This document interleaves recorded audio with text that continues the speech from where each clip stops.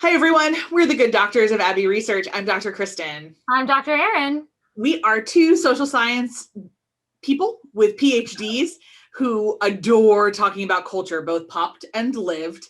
We're educators who focus on empathy and inclusivity, and we use that popped and lived culture to talk about empathy and inclusivity, which means that we have discussions around systemic racism, internalized misogyny, body shapes in Bridgerton, All why fun topics. romance novels, pick a feature. We adore having conversations with each other, obviously, but we hit record for y'all, and we love to have conversations with you as well. So however you are accessing this information, we want to hear from you. This video is part of our Colonizers World Tour series for 2021. We're up to Chapter 2, which is a kind of weird association with some colonizers, but not officially colonized countries. And so this week we are talking about Saudi Arabia. But on our Colonizers World Tour, each week we pick a different culture and society, examine their history and their relationship with colonialism, and how that affects their culture and how they interact with the world. So for Saudi Arabia, we had our Saudi Arabia 101 video, which landed yesterday and is available wherever you are listening to this. And today we are on to our bit of art produced from said country. And so we are talking today about the 2012 film Wadjda, which is available in America on Netflix. It came out in 2012 and was real big at the 2014 awards season with Oscars buzz and BAFTA buzz, which is the British Film Theatre Awards. The director is, and I'm sorry for mispronouncing this, Haifaa al-Mansour. She's Saudi Arabia's first woman director. This movie feels like it was directed by a woman and written by a woman. It really does. Yeah. Oh, yeah. And it is the first feature film shot entirely in Saudi Arabia. It is in Arabic with subtitles, and it follows the story of Wadjda, who is a 10-year-old single child who lives with her mother and her father, who works out of town, like some kind of mechanic or engineer. We don't know specifically, but he comes in and out of the story and attends school, madrasa, I think they're called. Yes, that's the word for school. So. That's the word for school, yes. An all-girls school because the society is gender segregated. She has her headscarf stolen by her friend Abdullah on his bicycle, and she can't catch up to him, and she decides she needs a bicycle. And the impetus for the story is her many and diverse attempts to raise the 800 rial necessary to buy the bike that she loves. That's around $215. Yeah, the green one with tassels. And it is the story of Wadjda as she attempts to do this. But it is also a story about a lot of other big things. So Dr. Kristen, what would you like to share about your thoughts and feelings on Wadjda? Please watch this movie. Please watch this movie. Y'all, we loved this movie so much. This movie so much. The best stories are specific ones that become universal. And this is a slice of life. This is probably 3 weeks in the life of this family. Yeah. And it is kept so small. Like, I love that we don't need to know what her dad does, because Wadjda probably doesn't know what her dad does. He just knows that he flits in and out. And they don't even get names. Like, they're just mother and father, even in the credits when I was watching the credits at the end. So like, it really is just centered entirely on this young girl's life. Yeah. And there's not that many scenes that occur without her in it. In fact, the only one I can think of off the top of my head is a particularly sad to me confrontation in the principal's office at the school, where we learn that two girls who are potentially dating or attracted to each other at the very least are singled out for having same-sex attraction. And it is referred to as a sin, and they are kind of publicly shamed within their school for doing so. But the conversation between them and the principal, Wadjda was a part of it, but then Wadjda leaves, and I would have thought, as the camera, we would have left with Wadjda, and we didn't. We stayed in the room. Yeah, that's one of the only times that happens. Yeah, the rest of the time, the movie is her viewpoint. Yeah. I was also impressed that the amount of strategy it takes to be a lady in Saudi Arabia blows my mind. Like how you have to be aware of your body at all times and the negotiations you have to make with men to get you places. And obviously, this was filmed before women can drive. But I would imagine that for most women, that's still a financial or cultural impossibility. And so these negotiations are still happening. Ongoing, yeah. How do we do this?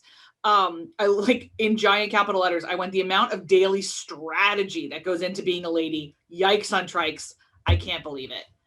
So yeah, and like the big thing that this movie did really well, aside from all the little things of just, it felt very lived in, it felt very authentic to watching, 3 weeks in the life of these humans, but specifically Wadjda.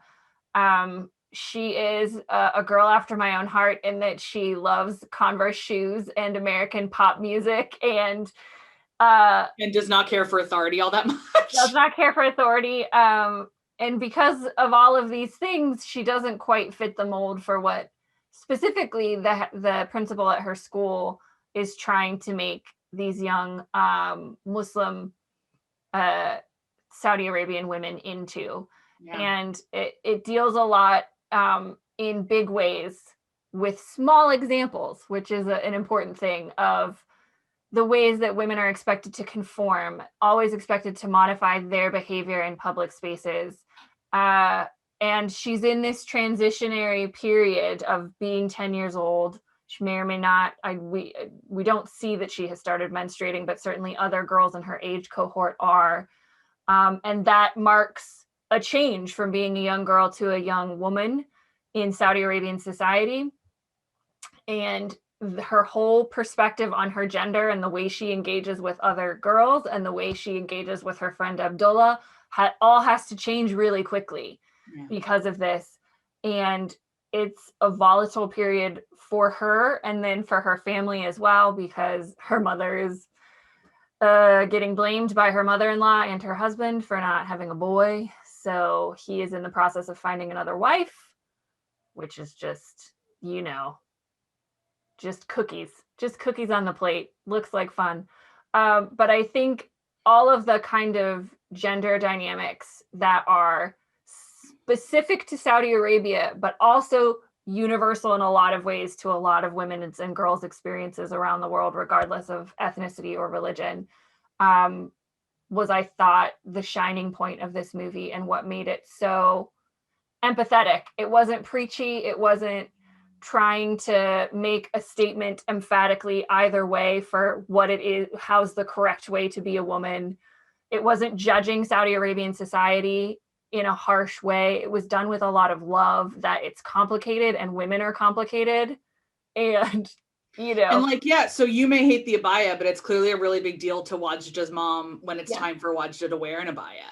Yeah. And that's something we need to, it's not a big deal for Wadjda, and she doesn't really understand why it is a thing, but it's a huge deal for her mom and what that kind of feels like and looks like. It was, and I love that Wadjda's still a 10-year-old girl. Like, she still thinks her mom's the worst. And yet the first time I think she gets to see her mother as a human is in a scene in the movie where they're watching a wedding. And that moment of, I think a lot of us who are close with our mothers have had that moment, have had a lot of those smaller moments where you realize that your mom is still your mom forever, but she's a human lady and can experience emotions and pain. And what does that look like? And I think I started realizing that around 10, 11 with my mom. So that felt really, really fresh.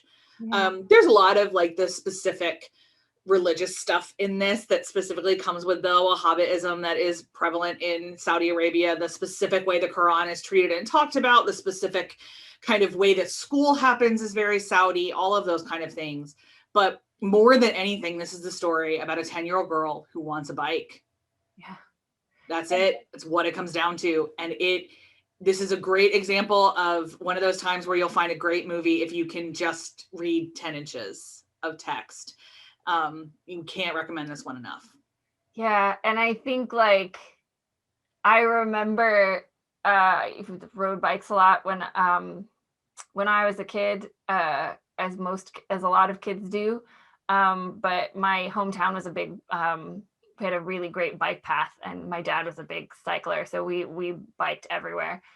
And I remember the joy that came from riding a bike, and the freedom, and like, you know, we spent a lot of time last year talking about the suffrage movement and the advent of bicycles in order to aid women and women's rights, really. And like, bicycles were a threat because they made women mobile and they gave them freedom. And I think you can apply that similar lens to probably why they're frowned upon culturally in Saudi Arabia for young women. Girls, and for girls. And, you know, the absolute joy on her face the first time she gets on one. Her friend Abdullah, we would like their 3-part teen romance series next. Thank you. Yeah. Whoever would like to tell that story. But Abdullah like buys her a helmet with purple on it because she loves purple, and teaches her how to ride a bike because obviously she doesn't know how to ride one. She just wants one, which is a very 10-year-old thing to do. And then the scene at the end where she just realizes that the whole world has opened to her because she has this way to travel around her town and her neighborhood. You know, take away all the big lessons out of this, and that was just beautifully done film-wise. And that girl is phenomenal. And yeah, it was a beautiful thing to see, and a happy story about a place that, you know, happy and sad human story. It was a human story, but kind of positive, about a place that tends to be have a lot of negative stories told about it. Yeah. Specifically about the way that they treat women and girls, marginalized groups, the way that Saudi culture interacts with the Muslim faith. There's not a lot of positive stories out there for us to find. And so we were delighted to find this one that had a lot of joy and humanity in it. And speaking of places where you don't get a whole heck of a lot of positive stories, where we're heading next week is still in that vein. We are traversing east to head to Afghanistan, where there is also a lot of conversation about how women and girls are treated and were treated at the height of the Taliban. And so that's where we're heading next. If you are somebody who is Saudi, or who has been to Saudi Arabia, or who has opinions on Saudi Arabia, we would love to hear it. If you've watched this movie, please come talk to us about it, because we love talking about this kind of stuff with new friends. In the meantime, we hope you have a great week, and we'll see you next time. Take care, everybody.